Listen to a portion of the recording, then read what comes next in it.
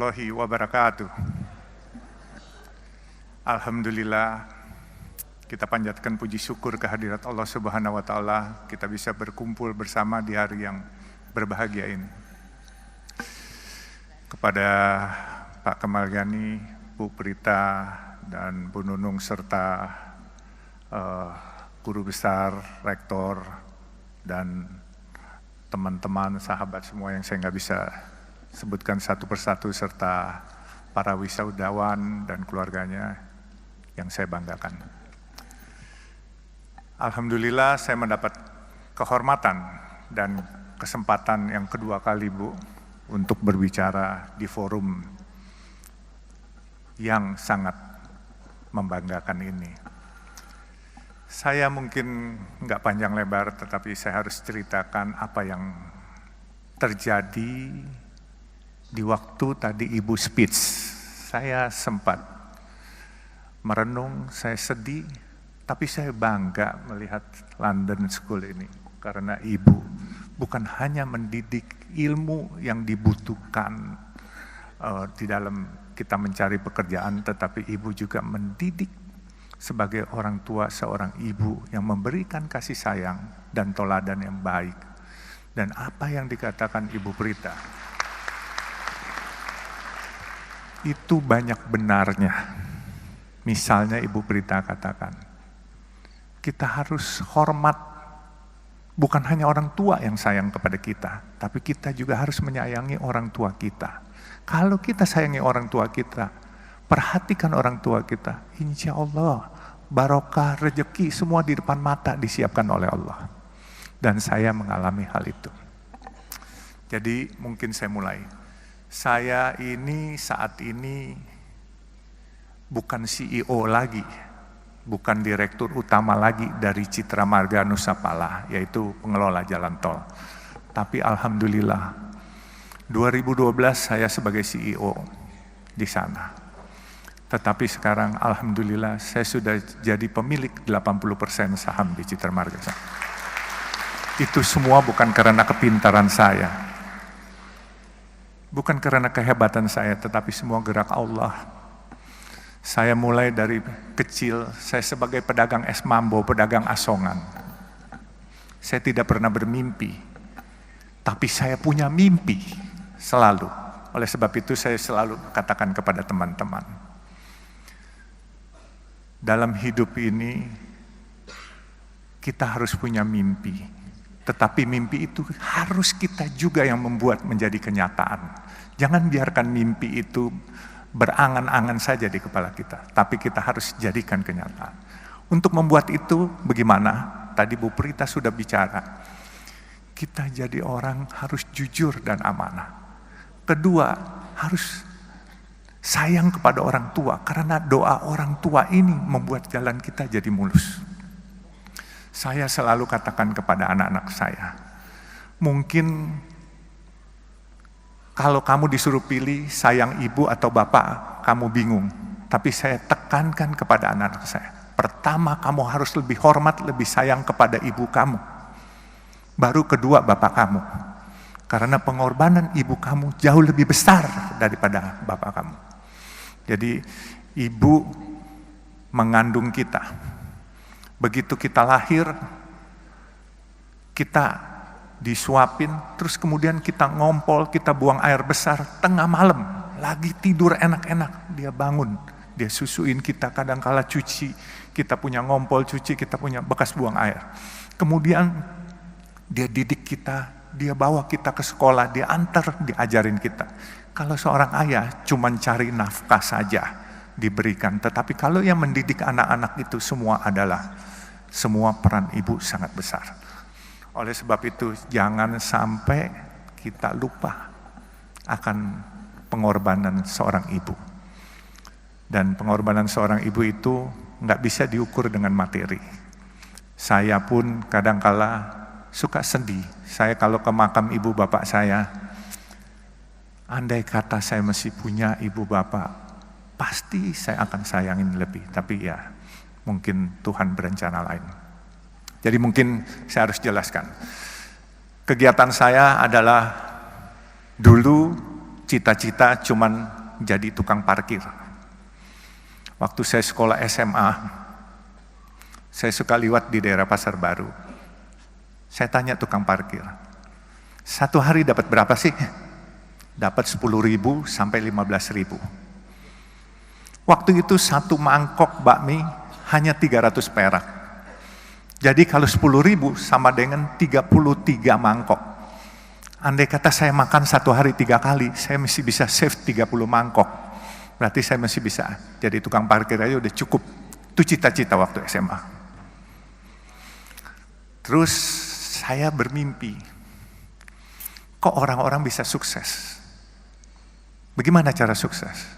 Satu hari saya ke toko buku. Saya lihat buku bagaimana jadi orang sukses. Saya nggak punya uang. Waktu itu toko bukunya di Pasar Baru, toko buku Tropen. Saya hanya duduk ke sana, saya numpang baca, terus saya pulang. Saya bacain buku bagaimana cari orang sukses. Sebenarnya nggak perlu baca buku lagi, karena tadi yang Ibu Prita katakan itulah di buku itu sebenarnya intisarinya. Karena jadi orang sukses itu harus rajin bekerja. Dan juga jangan lupa berdoa, dan juga jangan lupa jujur, dan jangan lupa juga sayang kepada orang tua, dan minta ridho barokah dari orang tua. Itu intisarinya. Dan saya selalu bermimpi memang menjadi orang sukses. Mimpi itu saya sendiri pesimis waktu itu untuk sukses. Tetapi seperti saya katakan, bahwa ini semua gerak Tuhan, bukan gerak saya. Saya jadi mualaf umur 24 tahun. Saya diangkat anak oleh almarhum Buya Hamka. Dan seiring saya jadi mualaf, saya cuma niat minta kepada Allah. Karena waktu saya jadi mualaf itu Buya Hamka bilang, nak, dosa-dosamu mulai hari ini 0. Jadi kamu mulai lagi dengan yang baik ya. Jadi saya mulai dengan yang baik. Dan saya niat minta kepada Allah, ya Allah, dengan perkenan Engkau, kalau memang diperkenankan, aku ingin mengharumkan nama Islam dan aku ingin sukses. Sukses itu entah bagaimana, apakah punya nama besar, apakah punya harta, saya bilang terserah. Rupanya doa saya dijabah Allah. Dan saya bisa mendapat kesempatan mempunyai usaha. Saya punya usaha kayu dulu di Kalimantan, saya bikin triplex. Tapi waktu Orde Baru, karena saya kurang dekat dengan pemerintahan waktu itu, akhirnya saya dikeluarkan satu surat untuk tidak dilayani dokumentasinya. Akhirnya saya tutup pabrik saya, 11.000 karyawan saya harus pulang ke Jawa itu semua. Dan saya nggak kecil hati. Saya bilang, ya Allah, kalau memang ini rencanamu, nggak apa-apa.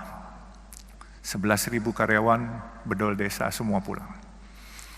Saya diam, terus saya coba lagi untuk berusaha lagi.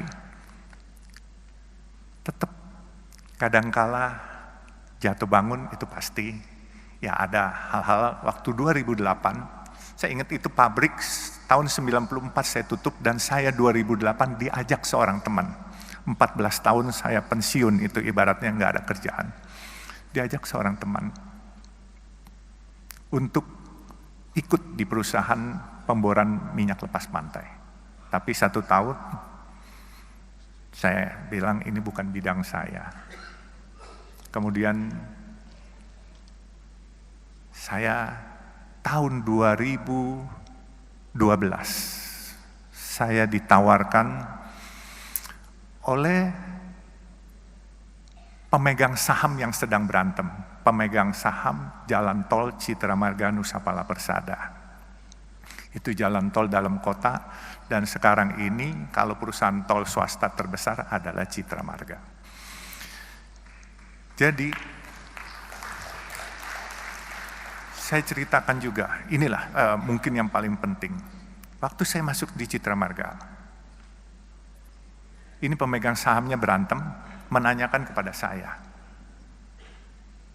kamu berani nggak jadi direktur utama? Saya bilang, kenapa harus saya? Karena ini raksasa-raksasa lagi pada berantem semua. Waktu itu Citra Marga yang punya adalah Ibu Tutut di antaranya. Terus ada Robi Sumampau, Robi Kete, dan ini naga-naga semualah. Kebenaran saya ini kelahiran Kalimantan Timur, dari Sungai Mahakam saya lahir. Lalu saya jawab sama teman-teman saya, selama enggak nyuri, saya berani apa saja, saya bilang, dan tidak korupsi. Akhirnya saya ditunjuk sebagai direktur utama. Di waktu saya ditunjuk sebagai direktur utama, saya melihat karena ini perusahaan publik, pemegang sahamnya ini banyakkan institusi-institusi asing. Saya lihat ini perusahaan bagus. Kenapa saya bilang bagus? Coba pikirkan, ini kalau bukan gerak Tuhan, saya nggak akan memiliki perusahaan ini. Saya dulu punya perusahaan kayu, saya pernah punya restoran, saya pernah punya hotel. Hotel pelayanan nggak baik, omset akan turun, orang nggak balik lagi. Restoran makanannya asin atau pedas, kepedesan, orang besok nggak balik lagi. Makanya saya bilang, saya bisa dapat jalan tol ini, coba pikirkan jalan tol. Kalian pernah lewat jalan tol, bayar, macet, marah-marah hari ini, brengsek nih jalan, macet, bayar pula. Besok kalian dengan senyum nganterin duit lagi kepada kita. Nah itu bedanya. Jadi jalan tol itu, mau keasinan, mau kepedesan, mau kemanisan, tetap dimanfaatkan. Nah ini semua gerak Tuhan yang milihin. Jadi saya berpikir gini, saya tidak punya rencana punya jalan tol, tetapi jalan tol ini gini, kalau saya tidur jam 10 malam, itu truk-truk besar yang nyariin duit sampai subuh jam 5 pagi.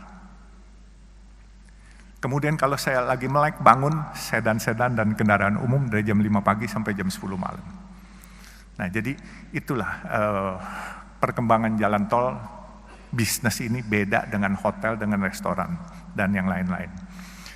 Nah, saya bisa ceritakan, waktu saya lihat perusahaan ini bagus, saya kumpulkan teman-teman saya.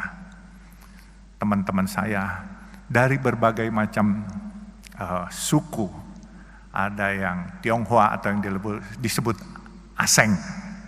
Jadi saya bilang, ini daripada asing yang milikin, kenapa enggak kita-kita? Kalian para asing, teman-teman maupun yang lain, ayo kita milikin. Mereka tanya sama saya, bagaimana? Saya bilang, gampang, siapin aja dananya, saya bikin asing ini keluar barangnya. Jadi waktu itu saya direktur utama, apa yang saya sebut itu pasti bereaksi market. Tapi waktu itu memang saya menyebut ingin membeli sesuatu barang, itu asingnya ketakutan. Kebenaran saya nggak sekolah tinggi Pak, jadi saya main seruduk aja. Kalau ikutin aturan saya nggak berani ngomong begitu, karena di aturan nggak boleh. Jadi saya bilang hari itu, saya ingin beli Bank Senturi yang sedang bermasalah waktu itu. Itu semua asing tidak setuju. Dia lepas barang itu semua. Akhirnya teman-teman saya beli semua. Akhirnya sekarang pemiliknya adalah orang Indonesia asli semua Pak. Jadi Citra Marga ini udah nggak ada asing. Kalaupun ada asing 1-2 orang gitu. Jadi kita boleh berbangga lah, ini kita tarik kembali Citra Marga, dan saya pikir ini sesuatu perusahaan yang besar. Dan kenapa saya bilang besar? Dia punya omset untuk dalam kota 600.000 kendaraan per hari. Memang biaya pembangunannya cukup besar. 600.000 kendaraan kali 9.500 rupiah. kurang lebih hampir 6 miliar, 5,4 miliar per hari. Bagian Jasa Marga separuh, bagian Citra Marga separuh. Tetapi uang itu dipakai untuk pembangunan. Pembangunan jalan tol lain. Bahkan kita lagi mau bangun dari Priuk sampai Peluit, itu kurang lebih 9,7 kilo. Itu biaya anggarannya kurang lebih 13,5 triliun. Lalu kita mau bangun, sekarang kita sudah ada Soreang Pasir Koja di Jawa Barat, di Bandung. Dari Pasir Koja kita mau mengurai kemacetan di Bandung kota, kita akan bikin jalan menembus Gatot Subroto, Soekarno-Hatta sampai Pasopati. Itu kurang lebih 9 triliun. Jadi 22,5 triliun kita butuhkan. Kita bukan hanya butuhkan modal, kita juga butuhkan tenaga-tenaga. Dalam kesempatan ini saya tantang wisudawan-wisudawan baru. Ayo bergabung di kami. Kita butuh tenaga kita, tenaga Indonesia sendiri. Dan jangan biarkan proyek-proyek bagus ini dikerjakan oleh orang lain, orang asing. Kita harus mampu dan aku yakin bahwa kita bisa. Dan tadi saya bicara dengan Pak Kemal, bahwa LSPR ini kan bukan hanya public relation aja, bukan, diajarin bisnisnya, akuntansinya, semua diajarin. Jadi saya bilang, banyak tempat-tempat yang kita bisa siapkan, dan saya butuh fresh graduate sambil kita grooming, karena jujur Citra Marga ini perusahaan yang sudah mungkin 40 tahun, dan staff-staff kita getting older semuanya, jadi kita perlu grooming yang muda-muda. Makanya saya menantang teman-teman, adik-adik wisudawan, kalau yang mau bergabung kepada kami silakan. Tapi ya memang kerjanya bukan di back office saja, tetapi kadang-kala di lapangan. Tetapi percayalah, di lapangan juga cukup menarik dan cukup enak. Ya, jadi kalau nanti mau, nanti hubungi saya. Dan saya juga mungkin dari sesi bisnis saya juga ceritakan, saya juga pedagang nasi kuning Rp3.000. Nah,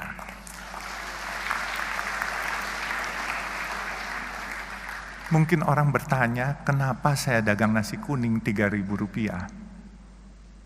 Tadi Pak Kemal nanya, kenapa nggak kasih gratis?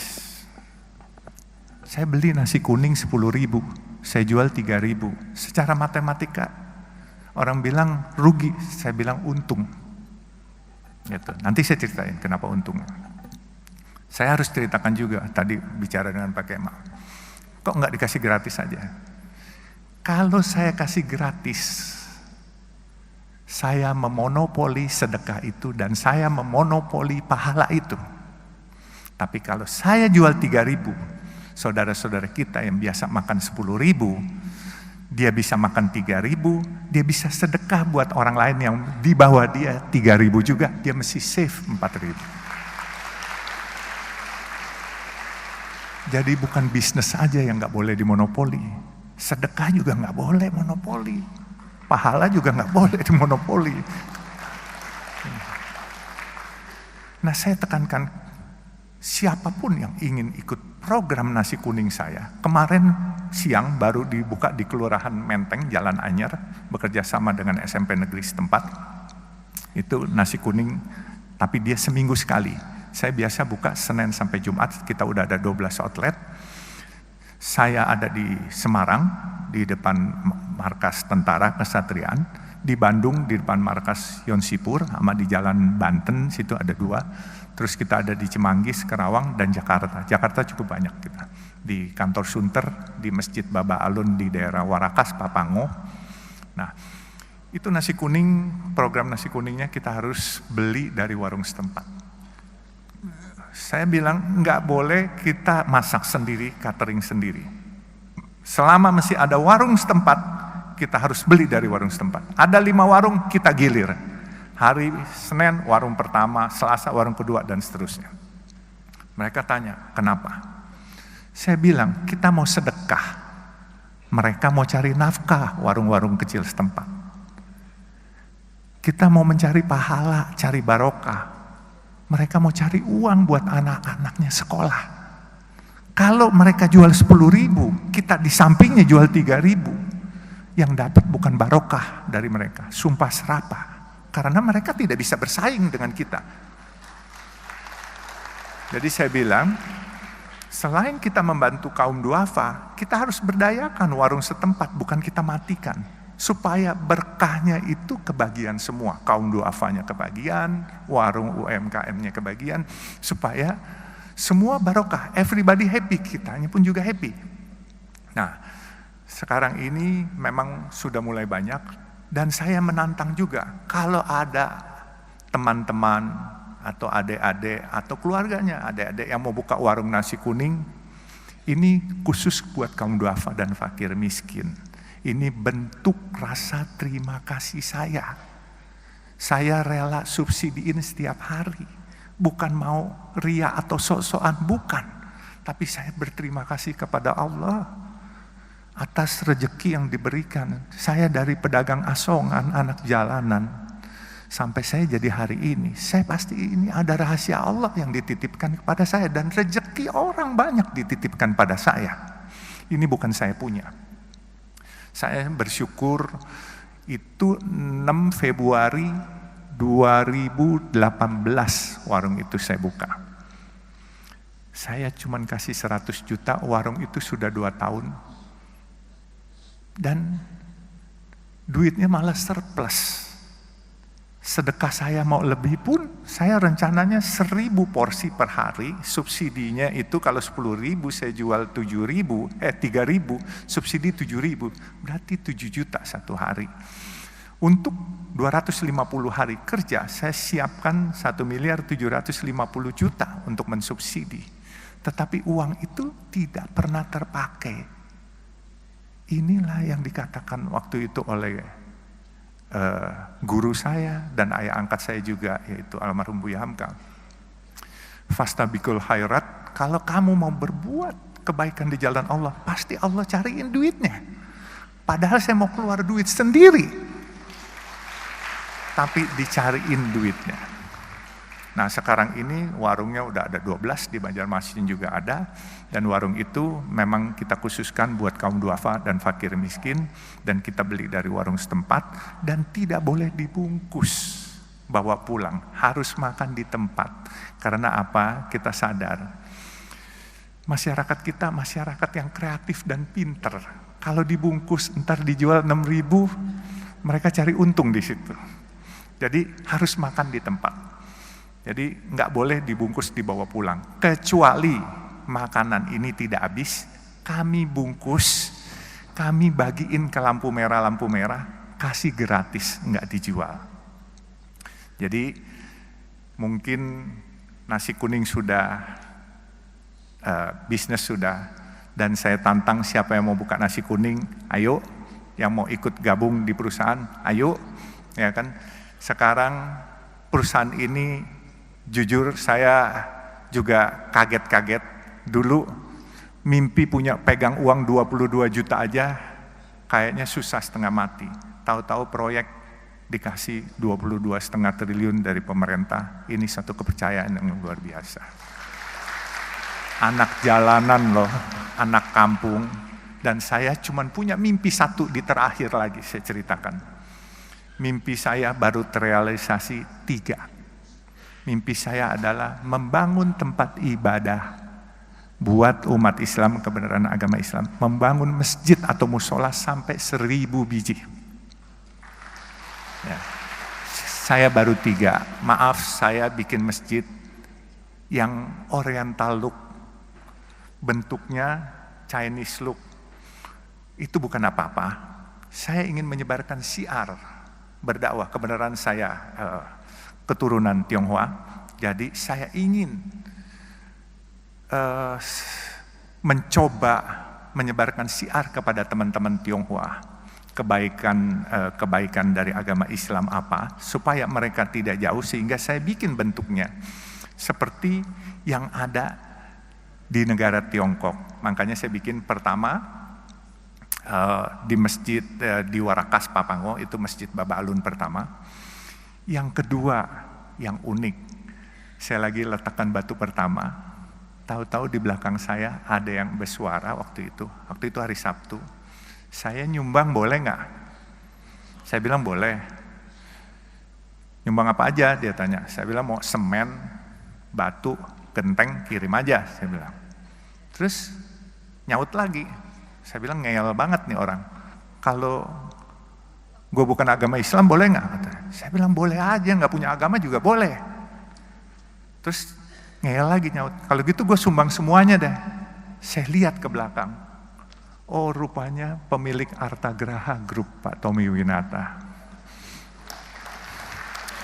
Akhirnya beliau sumbang satu masjid di depan pintu Ancol Karnaval. Beliau agama Buddha. Luar biasa kebinekaan ini. Jadi disumbanglah satu itu. Saya bilang silakan pakai nama AGP. Enggak, dia bilang pakai Baba Alun AGP, Artagraha Peduli. Jadi masjid kedua. Masjid ketiga saya bikin hampir jadi di depan gerbang tol Depok Antasari, Desari. Kebenaran jalan tol Desari pun kami punya. Jadi jalan tol yang dimiliki Citra Marga adalah jalan tol dalam kota, bekerja sama dengan Jasa Marga. Depok Antasari kita bekerja sama dengan Wijaya Karya. Terus kita di Surabaya dari airport ke Waru. Kemudian di Bandung kita dari Soreang Pasir Koja, nantinya North South Link yang menembus ke Pasopati. Terus kita juga Cisumdau, Cilenyi, Sumedang, Dawan yang ke Bandara Kertajati. Dan di Bogor kita ada 40% dengan Jasa Marga kalau dari Sentul ke Bogor. Jadi alhamdulillah kegiatan tol ini cukup menarik dan cukup kita bisa mengikuti program Bapak Presiden menggalakkan infrastruktur. Jadi sekali lagi, inilah anak jalanan, pedagang asongan, tapi karena Allah mau apapun kun fayakun bisa jadi apa saja. Seperti tadi dikatakan Bapak yang bicara tadi bahwa jangan sombong. Itu penting. Bukan hanya jangan sombong. Harus selalu merasa iba atas kekurangan dan kebutuhan orang lain yang belum tercukupi. Insya Allah rezeki itu datang bagaikan tsunami. Benar-benar, ini saya sudah alami sendiri. Saya alhamdulillah, buat saya dulu megang proyek atau megang duit 22 juta nggak bisa. Sekarang kalau dikasih proyek 22,5 triliun tidak akan merubah lifestyle saya. Saya tetap berpenampilan ke kantor pakai celana jeans.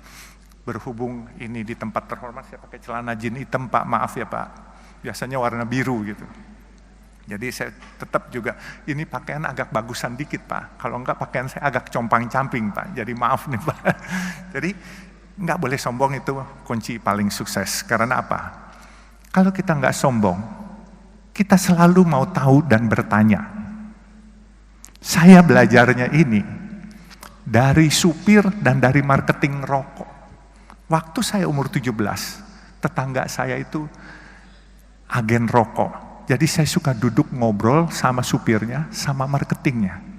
Saya selalu tanya. Kalau nggak sombong pasti kita mau bertanya. Kalau sombong, misalnya orang ngomong apa, kita sok bisa, padahal kita nggak ngerti apanya. Itu kita harus tanya. Nggak usah malu-malu, tanya apaan sih. Ini menambah wawasan kita. Nah setelah menambah wawasan kita, insya Allah kita jadi pinter. Saya sekolah tidak lulus kayak adik-adik wisudawan sekarang. Saya sekolah cuman sampai SMA, lulus, terus saya di Fakultas Kedokteran pernah, di Fakultas Hukum pernah, cuman tingkat 1, tingkat 2 saja. Tetapi ya, saya bisa jadi hari ini, masa kalian yang sudah sarjana nggak bisa lebih dari saya? Gengsi dong. Jadi mungkin karena waktunya terbatas, nanti kita sesi tersendiri. Kalau ini hubungi saya aja. Kalau mau buka nasi kuning, kalau mau bergabung ke saya, nggak usah melalui staf saya. Hubungi nomor telepon saya, silakan kalau mau dicatat. 081 381 55 99 55. Jadi langsung ke saya dan saya akan salurkan kepada rekan-rekan kerja saya untuk segera diproses. Jadi saya bulan Juni kemarin di Unmul juga disuruh speech, tetapi speech di sini saya berkesan dengan wejangan-wejangan Ibu Berita yang begitu welas asih dan keibuan, dan semua intisari orang sukses sudah dibacakan oleh Ibu Berita tadi semuanya. Jadi camkan itu kata-kata, insya Allah kalian semua akan berkiprah dan sukses, dan aku yakin lebih sukses dari saya. Amin, amin ya Rabbal Alamin. Kurang lebihnya saya mohon dimaafkan. Jadi ya inilah gaya bicara anak kampung yang nggak sekolah, tetapi ya mohon sekali lagi dimaafkan kurang lebihnya. Wabillahi taufiq wal hidayah. Wassalamualaikum warahmatullahi wabarakatuh.